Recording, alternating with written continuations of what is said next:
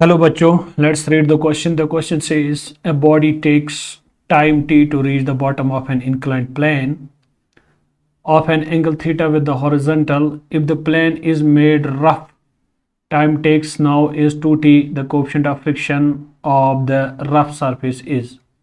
चलिए इस क्वेश्चन को सॉल्व करते हैं और स्टार्ट करते हैं फ्रॉम द की कॉन्सेप्ट। इसका की कॉन्सेप्ट क्या बनने जा रहा है।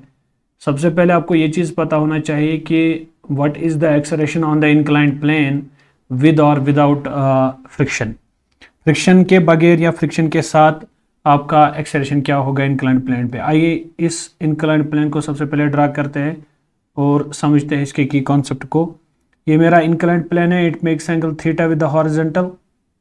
तो क्वेश्चन बोल रहा है कि मेरे पास एक ब्लॉक है, that block is coming down on an inclined plane.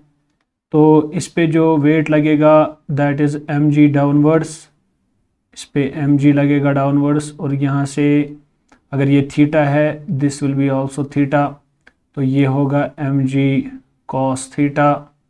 तो अगर मैं इस ब्लॉक पे जो है नॉर्मल ड्रा करने की कोशिश करूँ, नॉर्मल इज वो तो ऊपर की ओर हमें दिखाना है, ये नॉर्मल होगा।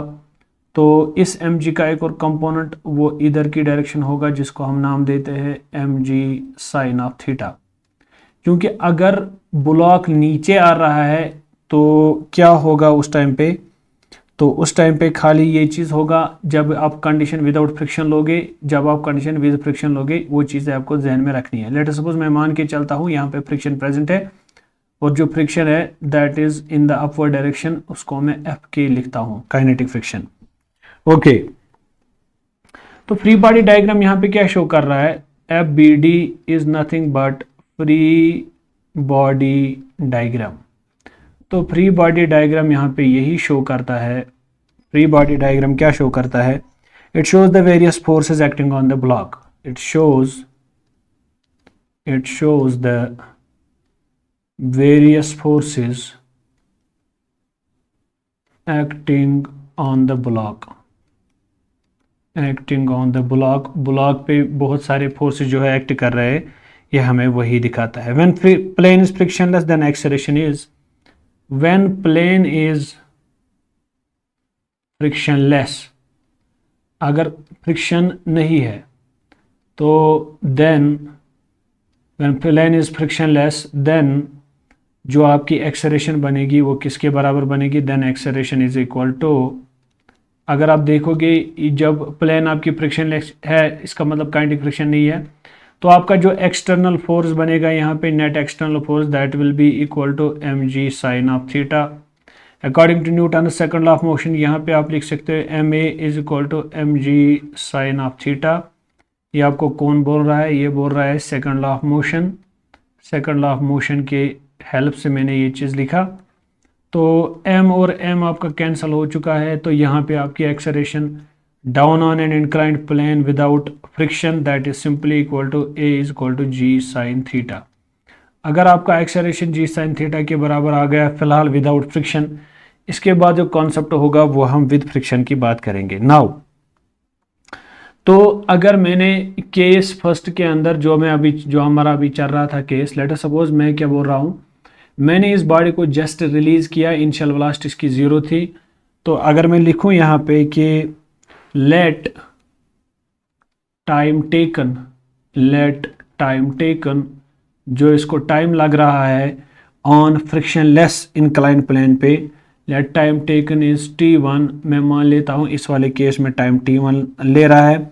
Since body starts from rest, और ये चीज़ भी मैं मान लूँ कि जो मेरी बॉडी है since body starts from rest, मैं मान के चलता हूँ बॉडी कहाँ से स्टार्ट हो रही है, रेस्ट से। अगर रेस्ट से स्टार्ट हो रही है तो इनिशियल वेलोसिटी क्या बनेगी, 0 बनेगी। तो क्या मैं डिस्प्लेसमेंट निकाल सकता हूँ, ये कितनी डिस्प्लेसमेंट इंक्लाइंड प्लेन पे निकालेगी, s is equal to ut plus half at square, ut plus half at square. तो इनिशियल वेलोसिटी 0, आपकी डिस्प्लेसमेंट आ जाएगी बराबर 1/2 हाफ। लेकिन एक्सेलरेशन आपकी यहाँ पे बनेगी g sine theta into t square, वो तो आपको चाहिए। This will be 2s divided by g sine of theta, और ये आपका टी स्क्वायर के बराबर आ जाएगा। और आपका टाइम जो है this will be simply equal to twice S divided by G sine theta. तो क्या मैं सिमिलरली लिख सकता हूं, अगर मेरा फ्रिक्शन अब प्रेजेंट होगा उस वाले केस में खाली जी साइन थीटा के साथ आपको एक और क्वांटिटी मिलेगी, बस रेस्ट केस आपको सेम ही मिलेगा।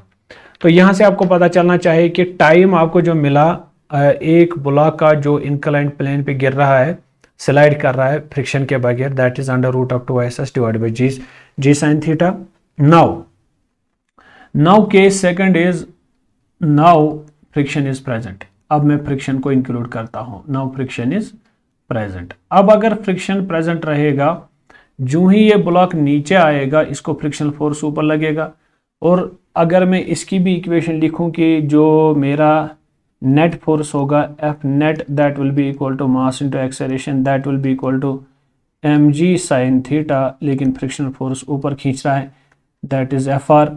और फ्रिक्शनल फोर्स जो होता है that is mass into acceleration is equal to mg sine theta. जो मेरा फ्रिक्शनल फोर्स बनेगा that is mu times normal reaction that is mg cos theta.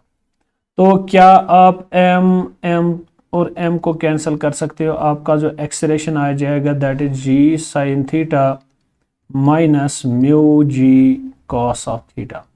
तो यहाँ से आपकी एक्सेलरेशन निकल के आ गई सेम इक्वेशन से, सेम सिचुएशन से।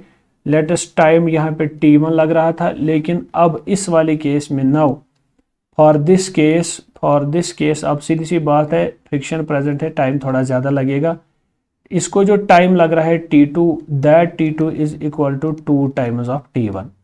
तो बाकी अगर आपने t1 यहाँ पे निकाला, दिया आपका t1 है under root of 2s divide by G sine theta. तो अगर मैं आपको बता दूंगा सिंपली t2 किसके बराबर आ जाएगा, this is simply equal to under root of 2s divided by acceleration, जो आपने ये वाली एक्सेलरेशन निकाली। तो चूंकि इसमें फ्रिक्शन प्रेजेंट है, यहाँ पे आप डाल सकते हो g sine theta minus mu ji cos of theta. चलिए अगले स्लाइड पे इसी क्वेश्चन को सॉल्व करते हैं, तो देखते हैं इसका सही आंसर क्या निकल के आ रहा है। चलिए देखते हैं कि अकॉर्डिंग टू क्वेश्चन में बोल रहा है कि मुझे जो टाइम लग रहा है, मुझे लग रहा है कि जो मेरा t2 है in presence of friction that is equal to 2 times of t1। तो 2 टाइम्स ऑफ t1 है, as I know 2 times t1 मुझे पता है that is equal to under root of 2s divided by G sine theta. लेकिन t2 तो मुझे भी पता है, t2 ऑलरेडी मैंने निकाल के रखा है that t2 is this one. और यहाँ पे आप उन्हें खाली वैल्यू सब्स्टिट्यूट करने हैं। तो अगर मैं t2 को लिखूं इस वाले केस में पेन का कलर चेंज करके, क्या मैं यहाँ पे लिख सकता हूँ t2 is equal to 2s divided by G sine theta minus mu ji cos theta, और इसका आ रहा है under root, this is equal to 2 times under root of 2s divided by G sine theta. यही formula तो बनेगी जहाँ तक मेरा ख्याल है, हाँ यही फॉर्मूला बनेगी।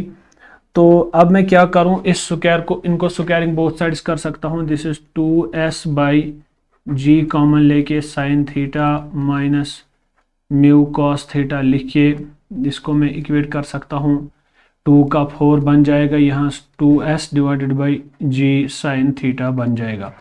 तो अगर मैं पेन का कलर चेंज करूँ इस वाले स्लाइड, इस वाले पॉइंट के लिए, तो आपका 2s ख़त्म, g और g ख़त्म। This will be equal to simply sine theta is equal to 4 times sine theta minus 4 times mu cos theta.